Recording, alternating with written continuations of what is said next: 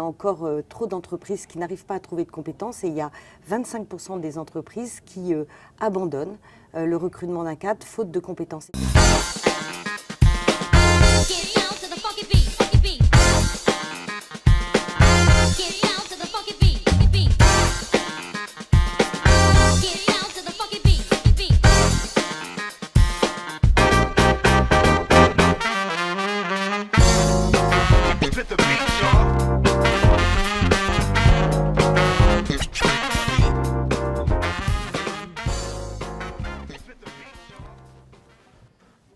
Bonjour Marie-Laure Collet. Bonjour Philippe Clément. Alors, bienvenue sur le plateau de 600 secondes cash. On est très heureux de vous recevoir. Vous êtes fondatrice du cabinet de recrutement à Abaca, conseil aussi en ressources humaines à Rennes, Paris, Nantes et peut-être sans doute ailleurs, qui a rejoint en fin d'année le groupe Interaction, groupe d'intérim, on va en reparler. Puis aussi, vous êtes depuis quelques semaines présidente nationale de l'APEC, l'association pour l'emploi des cadres. Alors d'abord, expliquez-nous sur cette histoire d'Abaca, en vous rapprochant d'Interaction. Qu'est-ce que ça signifie? Est-ce que vous n'avez pas l'impression de perdre un peu votre bébé? C'est vous qui l'avez créé quand même. Alors non, pas du tout. En fait, Abaca devient le troisième pilier du groupe Interaction, qui est à l'origine une entreprise de travail temporaire qui a une très belle marque sur les territoires. Ce groupe a aussi une entreprise de placement sous la marque Expert et Manager. Et le troisième pilier qui était nécessaire au développement du groupe est le conseil en recrutement, en ressources humaines et en accompagnement des carrières. Alors, ça recrute, on dit, à tour de bras en ce moment en France et en Bretagne. Vous êtes une observatrice de premier plan et ça génère aussi des problèmes de pénurie de profils. Vous confirmez déjà que c'est le cas? Absolument, on est en plein dans l'effet papy-boom. On en parlait il y a quelques années à tour de bras dans les médias. Aujourd'hui, on n'en parle plus et pour autant, on est en plein dans cet effet-là. Donc, par rapport au développement économique et à la croissance, eh bien, il y a un effet de pénurie de main-d'œuvre, quelle que soit la catégorie socio-professionnelle. Donc, il y a deux éléments. Il y a à la fois une croissance qui est forte et puis c'est un problème générationnel. C'est ça? Il faut passer d'une génération à l'autre. Absolument. Et avec aussi des tensions sur l'adéquation entre les formations, les compétences disponibles et les besoins des entreprises. Alors, comment on fait, comment il faudrait faire pour tendre encore plus vers le plein emploi? La Bretagne aujourd'hui, c'est 6,5% de chômage, ce qui est déjà peu au regard de la France, qui est à 8,1%. Le plein emploi, on dit que c'est 5%. Comment on fait pour tendre vers cet objectif-là, à votre avis? Alors déjà, s'occuper des populations les plus éloignées de l'emploi. Nous avons deux catégories qui sont extrêmement pénalisées historiquement. On parle des jeunes diplômés. Mais une chose qui s'accroît davantage aujourd'hui, ce sont les seniors qui ont de moins en moins la possibilité d'avoir un retour à l'emploi rapide, ce qui fait que nous avons 16%, notamment sur la population cadre, des 700 000 cadres en France qui sont au chômage des seniors. D'accord. Et alors, ça c'est pour la fin de carrière, je dirais. Pour le démarrage, parfois et souvent, les chefs d'entreprise disent qu'il y a une forme d'inadéquation entre les formations de l'éducation nationale, les formations supérieures, et puis le marché de l'emploi. Est-ce que vous pensez qu'on peut jouer aussi là-dessus à un moment donné? Et comment on le fait? Absolument. On peut jouer sur ce phénomène-là en permettant surtout aux gens de se rencontrer.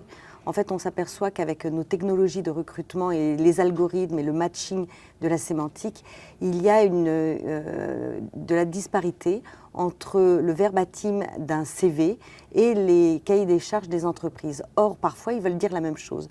Moi, il y a déjà plusieurs années que je dis que le curriculum vitae, c'est du latin. On ne parle plus le latin depuis très longtemps. Et pour moi, CV, ça veut dire compétences et valeurs. Donc, rencontrons davantage de gens pour faire s'exprimer les gens sur leurs compétences et sur leurs valeurs en adéquation avec les besoins des entreprises et les cultures d'entreprise. Marie-Laure Collet, je vous propose qu'on fasse une petite pause avec un arrêt sur image sur l'emploi des cadres en Bretagne. On se retrouve tout de suite après.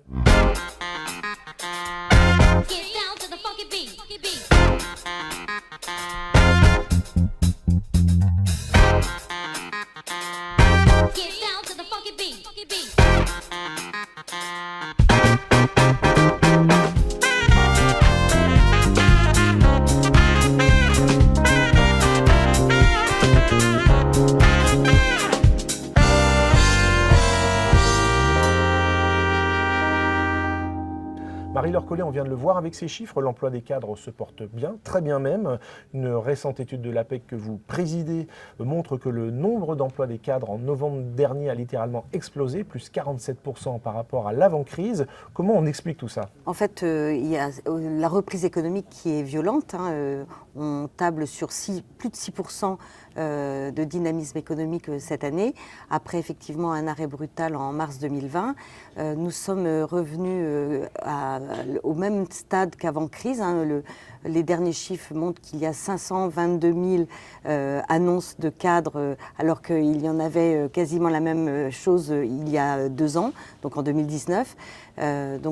Effectivement, avoir un arrêt brutal et puis une reprise très forte, ça nous donne ces tensions, et avec des entreprises qui ont un besoin de compétences, puisque 8 entreprises sur 10 disent avoir besoin d'embaucher des cadres.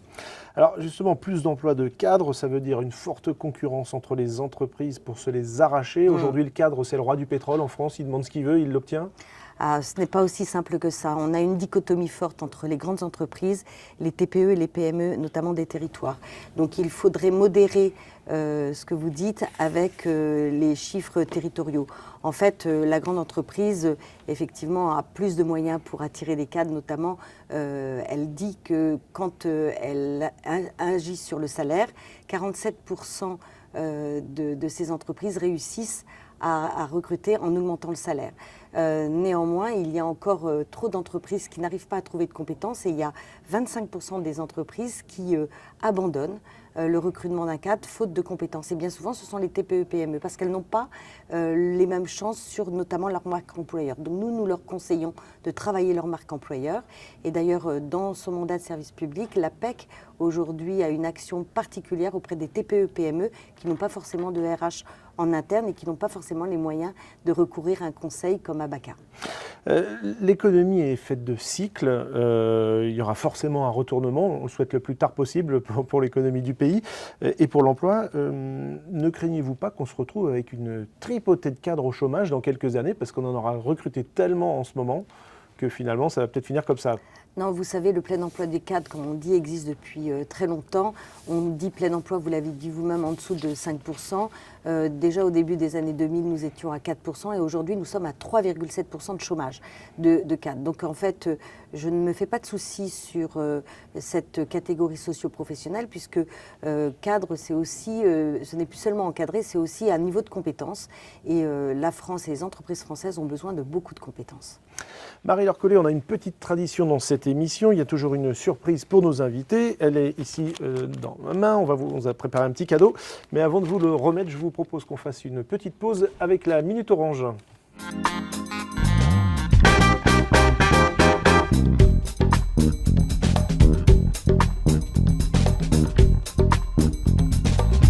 Entre 2022 et 2024, Orange s'engage à recruter 8000 nouveaux CDI pour le groupe en France.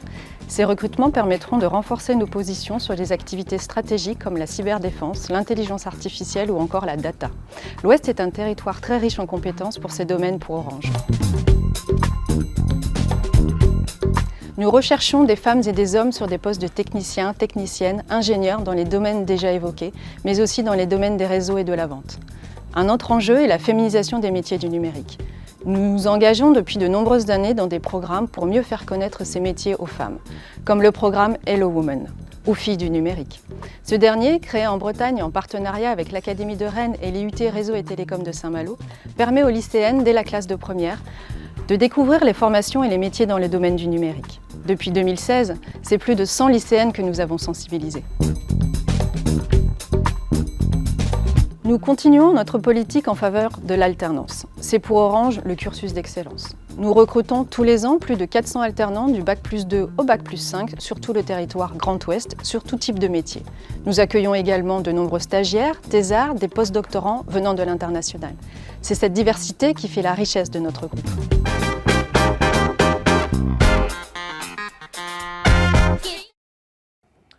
Retour sur le plateau de 600 secondes cash avec Marie-Laure Collet, dirigeante d'Abaca et présidente de l'APEC. Alors, Marie-Laure Collet, voici votre cadeau. J'espère que déjà vous êtes ravie de voir ce joli papier. Oui, merci Philippe. Alors, je l'ouvre un peu fébrilement. Oui, vous pouvez, évidemment. Alors, Ah qu'est-ce oui. que c'est? Je sais pas. C'est une écharpe de maire ou d'élu de la République. Alors, bon, j'ai pas la petite épingle à nourrice qui va avec, mais je pense que vous en trouverez une. Est-ce que vous me voyez venir avec cette écharpe? Oui, absolument. Je vais juste quand même préciser. Vous investissez au MEDEF. Vous avez représenté la Fédération Syntec en Bretagne, vous êtes vice-présidente de produits en Bretagne, vous êtes investi chez Bretagne Développement Innovation, vous êtes désormais présidente de l'APEC, et puis vous participez régulièrement au think tank de Jean-Yves Le Drian pour réfléchir au devenir de la Bretagne. Donc ma question est simple, est-ce que vous allez vous présenter aux législatives? Alors absolument pas, vous n'êtes pas le premier à me poser la question. Mes engagements sociétaux sont ceux qui sont autour de l'emploi, des territoires, de l'innovation sociale, sociétale et environnementale. J'en suis très fière, à chaque fois on est venu me chercher. Je suis là pour faire des propositions aux politiques, mais je ne suis pas là pour devenir politique. Très bien, on vous laisse quand même cette écharpe, peut-être qu'elle vous servira un jour. Merci beaucoup Marie-Laure Collet pour cet échange. Et puis on se retrouve très bientôt pour une nouvelle émission.